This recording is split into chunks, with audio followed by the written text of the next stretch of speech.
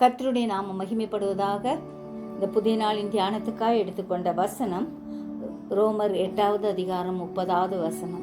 எவர்களை முன்குறித்தாரோ அவர்களை அழைத்தும் இருக்கிறார், எவர்களை அழைத்தாரோ அவர்களை நீதிமான்களாக்கியும் இருக்கிறார், எவர்களை நீதிமான்களாக்கினாரோ அவர்களை மகிமைப்படுத்தியும் இருக்கிறார். ஆம், நம்மை முன்குறித்த தேவன் நம்மோடே கூட இருக்கிறார்.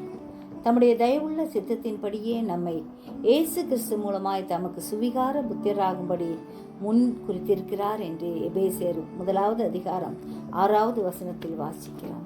ஆண்டவருடைய சித்தமும் ஆலோசனையும் நம் மூலம் நிறைவேற நம்மை பூர்ணமாய் ஒப்புக் கொடுப்போம்.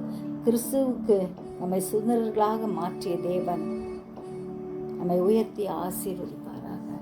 கிறிஸ்துவுக்குள் எப்பொழுதும் நாம் வெற்றியான வாழ்க்கை வாழ ஆண்டவர் தாமே நமக்கு கிருபை செய்வாராக.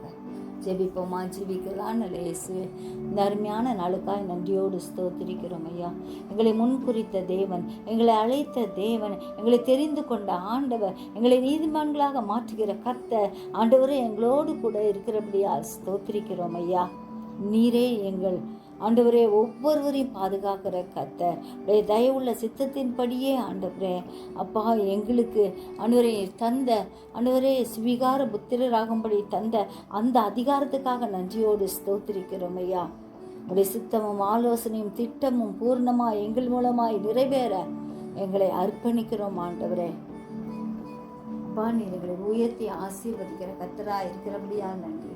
சிறியோர் முதல் பெரியோர் வரை ஒவ்வொருவரையும் ஆசீர்வதிங்க. தூரத்திலும் சமீபத்திலும் இருக்க உடைய பிள்ளைகளை பாதுகாத்துக்குங்க. எங்கள் ஒவ்வொரு மீதும் உடைய கிருபை தங்கட்டும். இயேசுவின் மூலம் ஜெபம் கேளும் பிதாவே. ஆமென்.